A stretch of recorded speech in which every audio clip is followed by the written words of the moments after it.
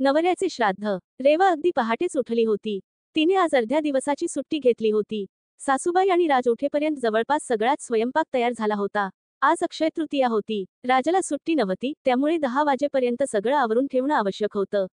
म्हणूनच तिने आदल्या दिवशीच सासूबाईंना सर्व काही विचारून घेतलं होतं. तसं रेवाला सगळं माहिती होतं, पण लग्नानंतरचा पहिलाच सण होता आणि प्रत्येक घरी वेगवेगळे रीतिरिवाज असतात. त्यामुळे खात्री करून घेणं जास्त चांगलं, असं तिला वाटलं. सासूबाई अंघोळ करूनच स्वयंपाकघरात आल्या. स्वयंपाकाचा घमघमाट संपूर्ण घरभर दरवळत होता. साटोऱ्या, अळूवडी, वडे, भजी, पापड या पारंपरिक पदार्थांसह वरण, भात, 2 भाज्या आणि कढीही तयार होती. जवसाची चटणी, डाळीची चटणी आणि काकडी, टोमॅटो कोशिंबिरीची भांडी डायनिंग टेबलवर सजवली गेली होती. "अगं रेवा, काही मदत करू का?" सासूबाई आतेत कणिक भिजवत असलेल्या रेवाला म्हणाल्या. तेवढ्यात मुलं धावत आली, 7 वर्षांचा रुद्र आणि 8 वर्षांची आरुषी. "नको आई, झालंय सगळं. तुम्ही हॉलमध्ये बसा आणि मुलांकडे बघा. मी तुमच्यासाठी चहा आणते," रेवा हसत म्हणाली. तिने मुलांसाठी दूध आणि सासूबाई व राजसाठी चहा नेला. राज फोटो साफ करत होता. चहा घेण्यासाठी त्याने हातातील फोटो बाजूला ठेवले आणि कप उचलला. फोटो पाहून रेवाच्या मनात एक कळ उठली. ती काही न बोलता किचनमध्ये गेली आणि पोळ्या लाटू लागली. 9:30 पर्यंत सगळा स्वयंपाक झाला. वाढायची तयारी करून तिने भांडी डायनिंग टेबलवर ठेवली आणि ओटा आवरून ती हॉलमध्ये आली. देवघरात पूजेची तयारी सुरू होती. टेबलावर 2 फोटो ठेवले होते. त्याच्या शेजारी नैवेद्याची थाळी आणि हार घेऊन सासूबाई उभ्या होत्या. रेवा हे दृश्य पाहताच तिचा कंठ दाटून आला. "आई, मला बरं वाटत नाही. तुम्ही नैवेद्याची ताटं वाढून घ्याल का?" तिचा आवाज थथला. बोलताना डोळ्यातून अश्रू गालावर ओघळल. "काय झालं रेवा, बरं नाही का?" सासूबाई तिच्याजवळ येत काळजीने म्हणाल्या.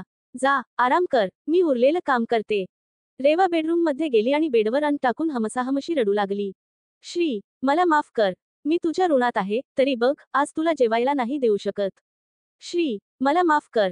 मी हतबल आहे." तिच्या शब्दांमध्ये हळहळ दाटली. रडता रडता तिच्या मनाचा पट मागे गेला. सुमारे 9 वर्षांपूर्वी श्री आणि रेवाचं लग्न झालं होतं. श्री सरकारी नोकरीत उच्च पदावर कार्यरत होता. वर्षभरातच आरुषीचा जन्म झाला. श्री एकुलता एक मुलगा होता. त्याचे वडील लहानपणीच वारले होते. त्यामुळे त्यांचं छोटंसं कुटुंब होतं, आई, श्री आणि रेवा. रेवा खूप आनंदी होती. आरुषी श्रीचा जीव की प्राण होती. त्या दिवशी आरुषीचा 5वा वाढदिवस होता. श्री केक आणायला जात होता. तेव्हा त्याची आई म्हणाली, "अरे श्री, मी पण येते.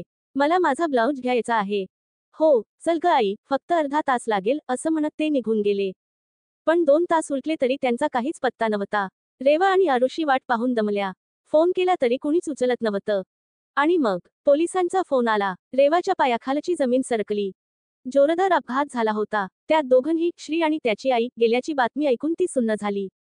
5-6 वर्षातच रेवा विधवा झाली होती.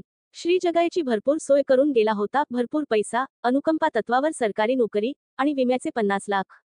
पण यातलं काहीही त्याच्या अनुपस्थितीचं दुःख भरून काढू शकलं नाही. रेवा आता एकटीच राहत होती. तरीही दरवर्षी वर्षश्राद्ध, अक्षय तृतीया आणि सर्व पितृमोक्ष अमावास्येला श्रीचं पान वाढत होती. आई नेहमी समजावत असे, "अगं, कशाला अडकतेस या बंधनात? उद्या दुसरं लग्न केलंस तर हे सगळं तू करूच शकणार नाहीस." पण रेवा ठाम होती. "आई, मी दुसरं लग्न करणारच नाही.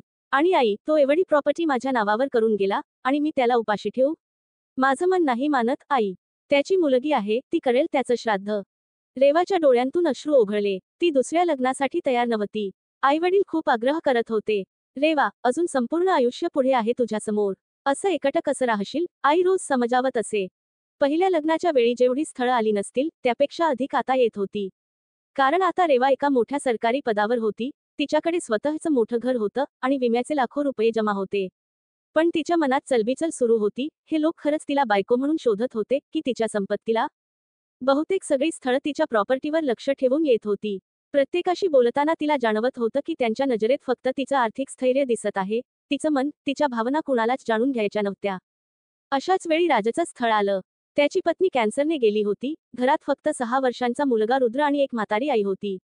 पहिल्याच भेटीत रुद्र तिला पाहताच आनंदाने पुढे धावत आला आणि म्हणाला, "मम्मी." क्षणभर रेवा थक्क झाली. पण काही क्षणातच रुद्र थबकला. तो काहीशा गोंधळलेल्या नजरेने तिच्याकडे पाहू लागला.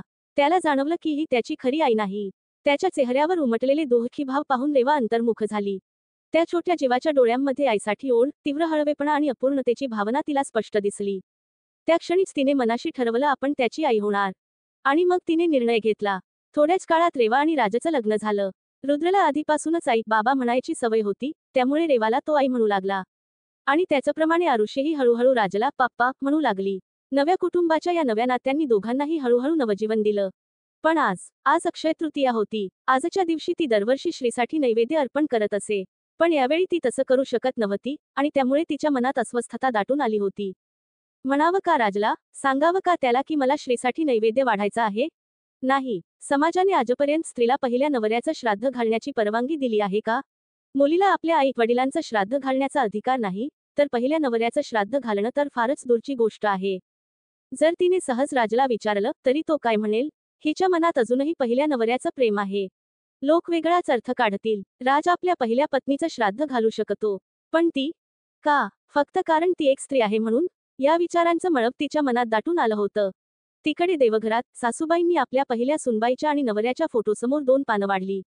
वातावरण शांत, पण त्या शांततेतही भावना बोलत होत्या. हे बघ, आज माझ्या मम्मीला जेवायला दिलं, छोटा रुद्र आनंदाने आरुषीला म्हणाला. हो रे, मागच्या वर्षी माझ्या आईने पण माझ्या बाबाला जेवायला दिलं होतं. पण यावर्षी नाही दिलं. माझा बाबा उपाशीच राहील का रे? आरुषीने थोड्या निरागसतेने आणि थोड्या चिंतेने विचारले. रुद्रने तिच्या हाताला धरत विचारले, तुझ्या बाबाला आई असेल ना? ती देईल जेवायला. आरुषीच्या चेहऱ्यावर वेदना उमटली. नाही रे, माझ्या बाबाला कुणीच नाही. माझी आजी पण देवाघरी गेली. मी आणि आईच आहोत फक्त. हे संभाषण ऐकून आई आणि राज दोघंही एकमेकांकडे पाहू लागले. त्यांच्या हृदयात भावना दाटून आल्या. आईने अलगद राजचा हात हातात घेतला आणि म्हणाली, राज किचनमध्ये चल. त्याला समजलं होतं की रेवा आतून हेलावली आहे. तिला काही न बोलता समजून घेण्याइतकी त्यांची नाती आता घट्ट झाली होती. स्वयंपाकघरात गेल्यावर आईने हळूच विचारलं, अरे, रेवा का इतकी अस्वस्थ झाली, हे कळलं तुला? तुला काही अडचण नसेल, तर आपण आरुषीच्या बाबांसाठीही एक पान वाढू का? अगं आई, मला कसलीच अडचण नाही. रुद्रच्या आईचं स्थान जर माझ्या हृदयात अबाधित राहिलंय, तर आरुषीच्या बाबांचं स्थान रेवाच्या हृदयात का असू नये? आई, तू वाढ पान. मी श्रीचा एखादा फोटो बघतो फेसबुकवर. थोड्या वेळात देवघरातील टेबलावर नैवेद्याची 3 पानं सजली होती. हारामधील 2 फोटोमध्ये अजून एक फोटो नव्हता, पण त्या जागी श्रीचा फोटो मोबाईलवर ठेवलेला होता. रेवा, चल पानाला नमस्कार करायला ये, असं म्हणत श्री बेडरूममध्ये तिला बोलवायला गेला. डोळे पुसून, चेहरा धुवून रेवा बाहेर आली. टेबलावरची ती 3 पानं पाहून आणि त्यांच्यासोबत श्रीचा फोटो पाहून ती गहिवरून गेली. डोळ्यांतून पाणी आले तरी ओठांवर शब्दच नव्हते.